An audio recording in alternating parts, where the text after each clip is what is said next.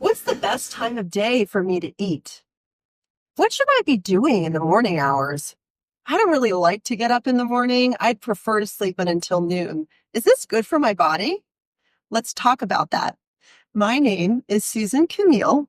I am a licensed acupuncturist and clinical herbalist here at the Diane Health Center in Carbondale, Illinois. We have been doing our Chinese clock series. We talked a couple weeks ago about the 11 p.m. to 3 a.m. time. It's a great time to make sure you're resting or horizontal or, of course, asleep. And then last week, we talked about the 3 a.m. to 7 a.m. time. We talked all about the lung and large intestine and how that's going to be the time to do some breath work, deeper breathing, meditation, and then also moving our bowels from 5 to 7 a.m. And then today we're going to be talking about the 7 a.m. to 11 a.m. time. What do we do then? And what are the organs associated with this time of day? The organs associated in Chinese medicine with this time of day are the stomach and the spleen. So needless to say, it would be pretty clear that this would be the time, because it's the stomach time, that we're going to want to be eating. So 7 a.m. to actually 9 a.m. is the first half, and that's the stomach time. So this is the best time of day to actually be taking in food, because the stomach energy or organ or function is most accessible at that time. So the day is actually, it's starting and there's more energy available. We actually need lots of energy to be able to digest our food. So we're going to be wanting to actually eat a breakfast. They say in Chinese medicine that you're going to want to eat breakfast like a king, and lunch like a prince, and dinner like a pauper. So it's going to look like an upside down triangle. And we're going to want to have our heaviest meal at the earlier part of the day and then taper off. So what are some good things to be eating at this time? Well, the stomach and the spleen both appreciate having more cooked foods. Now, does this mean you can't have raw foods? Of course not. It's all going to be about balance. And a raw foods diet is great, sprinkled in and peppered in the diet when it's needed, and it can be very useful. And for the most part, in general, we're going to want to be having more cooked foods. So what are some examples of some foods that we could try? Well, in the morning, if we're gearing more towards cooked foods, we might even start by having some leftovers. Here are some examples that I have here on this table. Some leftovers from dinner, some chili, some local organic beet tops with the stems, the beautiful red stems. Some other options are like a tortilla with some peanut butter. This is a cooked food. The peanut butter is also a roasted food. So, and then you could also put some hummus on there. Even if you didn't want peanut butter, you could do some hummus. That's what this is. Now, let's say you do want to sprinkle in some raw foods, which is perfect this time of year, especially in the summertime when everything is so available. We have lots of access to fresh fruits and veggies. Make them organic if you can. And a little trick is to actually, if you have raw foods in your diet or at your meal, have a little cup of tea or a warm drink with it. It'll actually help the stomach and the spleen to process and break things down.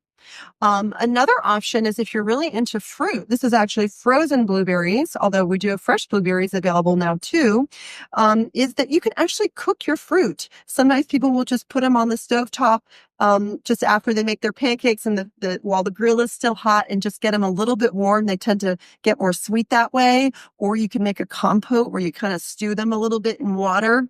That's also a great way to get fruit. So there's lots of variety, especially during certain times of the year. So let's talk also about the spleen. So the spleen and the spleen time is going to be from 9 a.m. to 11 a.m. And the spleen is considered the great transporter and transformer in Chinese medicine. So it actually is what allows our food to become us. It allows us to utilize our food and to digest our food. So this is not just geared towards food, though. The spleen is also very much associated with thought and thought processes. So anytime somebody wants to like study for a test or has a lot of mental work to do, 9 a.m. to 11 a.m. is a wonderful time to do that. So we are going to want to utilize those times of the day, 7 a.m. to 11 a.m., to eat, to digest food, to digest thoughts, and start to allow our mental approach, almost like when we say we're chewing on an idea, literally that's where that comes from. Again, the spleen really does enjoy and appreciates more warm cooked foods.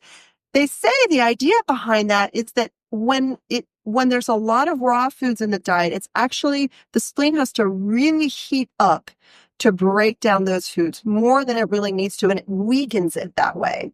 So again, we're not saying don't eat raw foods, and we're not saying don't juice or anything like that. It's totally fine. You just want to make sure it's really balanced with cooked foods. One of the ways you can know if this is balanced or not is if you have undigested food in your stools. So if you have undigested food in your stools, you're going to want to be looking at how much raw food you're taking in. And then the other thing too is ice. We love ice. We love our snow cones. We love our drinks with sodas and ice and making things really cool and chill in the summer. And that's okay occasionally. But again, if we're working on our health and wanting to really increase the vitality of our spleen and our stomach, ice is really not the best thing. So if you can have more room temperature drinks, room temperature water, and occasional ice here and there just for fun, that's totally fine. So these are some things that we're going to be thinking about from the 7 a.m. to 11 a.m. time. We're also going to link below the foods where we got these foods from, which is the Town Square Market. They have some amazing offerings that in terms of organic, non-GMO produce and dinner specials to take out. So do think about the stomach and spleen, 7 a.m. to 11 a.m., and how you can start to actually really utilize that time for digestion. And that's a very active time. If you tend to be somebody who doesn't really even like to be up around these times, you might want to look at that and see how that's affecting your health.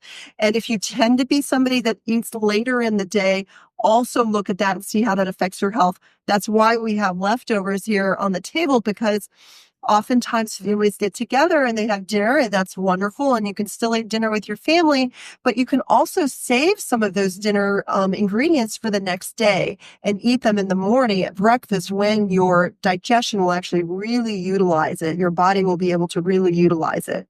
So try these tips out. Leave a comment, leave a question.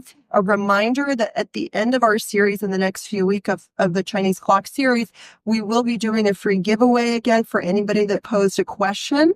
So we love the engagement. And if you're interested in finding out more about Chinese medicine, acupuncture, custom-made herbal formulas, we are accepting new clients here, and we love to hear your questions and anything that you have, comments, questions about these universal principles based on the laws of nature.